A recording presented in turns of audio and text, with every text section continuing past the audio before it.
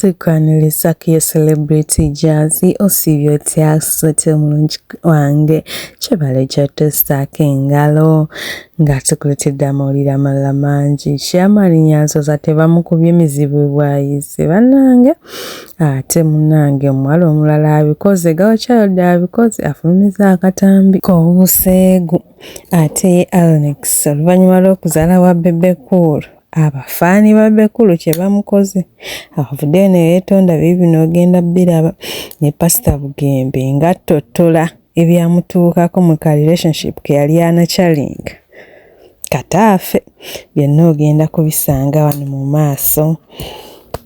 Tutandikiddeko omuwala Lips eyafulumiza Akatambi Ngali ne muwala munne bakole annanga ensi egudde eddalu bibino byerabireko naye kye bamukoze kyokka wuuna asuubiza kutuyiwamu akalala essaawa yonna abaana tebayiga. Bulijjo abaagala okulaba Akatambi ka Lips ak'obuseegu amaze n'abaanukula. Omwana Lips yeekola bintu ate nalaba Akatambi bannange simanyi na kumanya ky'oliko. Lips bulijjo ali abakazi banne kino nze sikirabangako. Lips bulijjo ali abakazi banne oba bisexual kuba n'abasajja abalya oba bisexual. Lips ayaya nga sebawoomereza bwati kali akakazi kabadde nako ne kalyoka kamukuba empima bina weekati ne kalyoka kamubigula ebbina ne kaliza waggulu weekati.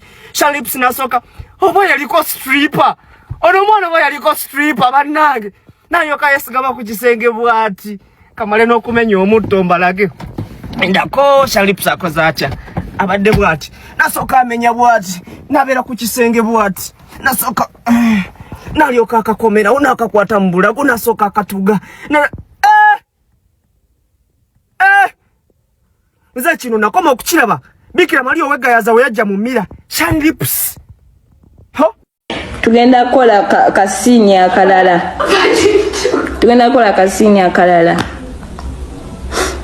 kati kagenda fulumira mu HD kali tekafulumidde mu HD kani kagenda fulumira mu HD omufunyi Mudi kakati olunaku lwa leero ntegedde lwaki obadde oyagala nnyo Lips. Mudi kwa wange omwana wange ntegedde olunaku lwa leero lwaki oyagala nnyo Lips. Wamma nakubuuzanga nenga bwe wakana no it's alright no she's my friend it's my co-creator nenga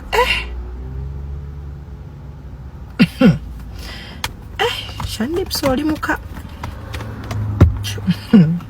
zembatidde baana mwe Lips mutidde lyomune mutya mwenna ne mbatya ku lyomune mutya olunaku lwa ate omuyimbi Aaronix ogamba teyayokeza avuddeyo n'azaala wa bubi bebekulu ng'agamba music yamuveemu agende akola ebirala talina kyasobola naye amusinga bibadde bingi naye byakomekeredde bafaani bamuyisizaamu eggaali akomyewo ne yeetonda agiise camera excitement bibino byerabireko. oyo muyimbi Saabayimbi alina alubamu etambula Break the Chain yatuuka enansana Break the Chain video ze bazikolera mu America Nigeria Break the Chain sebo temugisobola kituufu that was good work naye oluyimba lwe nayagalako olwa Joshua Baraka I think Joshua yayamba album yonna n'okubanga yakabi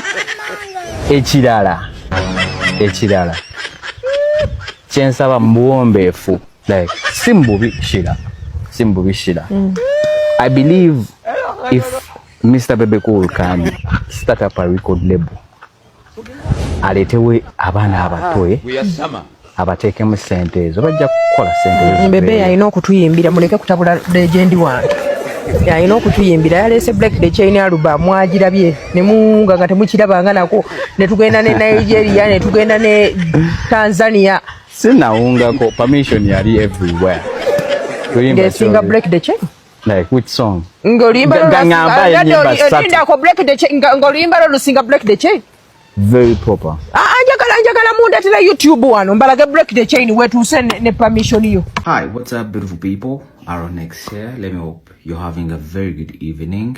I am here to say sorry to Mr. Baby Cool, the legend. Here to say sorry, Papa. Like the words I said with Sheila Price, I didn't know that they would go this far. But I'm here to say that I'm really sorry, and if I've really hurt you, please forgive me. Like I was camera excited. Like I'm really sorry. To all the fans of Baby Cool, the Gagamel crew, please forgive me. Like I'm not here to fight anybody. Like I'm not here to diss anybody. I'm not here to disrespect anybody.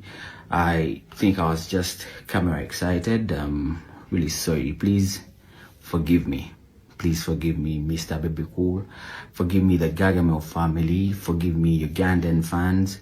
I'm here to let you know that I'm really sorry.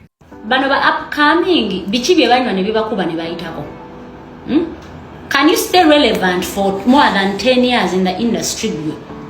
Celebrities don't even look like you. You look like a dobi, otunanga dobi. Muvubuka obo moyambalira n'ofaanana nga ba missionary abasooka wa abedda. Neyo shape n'ona nagira simanyi oba oyogera. You have no moral authority. Okuyisa bibekulu mu kamwa ko woti. This goes to Aaronix. What audacity do you have? Go wano wakozeewo kyolyoka getewali kyaya.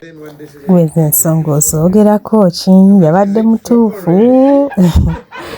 Ate ng'etuvudde tuzeko omwami Pastor Bugembe. Bannange yanyumiza heartbreak eyali yeemusse wuuno mwewulirireko. Then one day she's like, I gave you 4 years. I'm like, is it 4 already? I was in a depression for 4 years. Oh wow! What? Do you want to tell us what happened, or just my undecisive mind and taking her for granted. Nga tuvudde bannange kye bakoze Chairman Nyanzi nga bamulanga kinno kwesimbawo mu kifo gye batamumanyi bakubye oli bino twogerera Nyanzi bamukubye bwayise era ndowooza mulaba video abantu batimbulayo ebipande abadde alina olukuŋŋaana ku St. James agobeddwa ekibinja ekitanaba kutegeerekeka bagamba tebamumanyi mu bwayise. Chairman Nyanzi agobeddwa Chairman Nyanzi agobeddwa mu bwayise olukuŋŋaana luyise abantu bamugobye kujja mu kitundu nga tebamumanyi. Nabagambe olunaku olw'eggulu omusaayi gwekangulumira nabanyonyodde olunaku olw'eggulu nembabulira nembagamba abantu mbatwale gye balina okuba nga bamanyibbwa. Bwe batamanyiddwa temumuteekayo. Omuntu atamanyibbwa mu kitundu talina kwesimbawo. Bw'atyo Chairman Nyanzi agobeddwa ebwayise bamututte ntyagi ebipande babikuddeyo ne bagamba bo tebamumanyi nga mutuuze waabwe tebamusobola mutwala nga mukulembeze waabwe.